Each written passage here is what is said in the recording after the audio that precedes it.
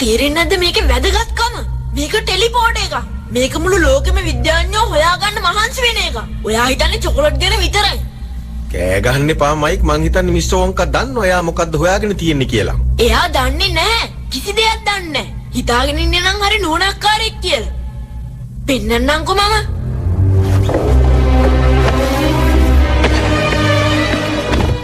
හේ පුතේ. ඔය වැඩේ කරන්න එපා.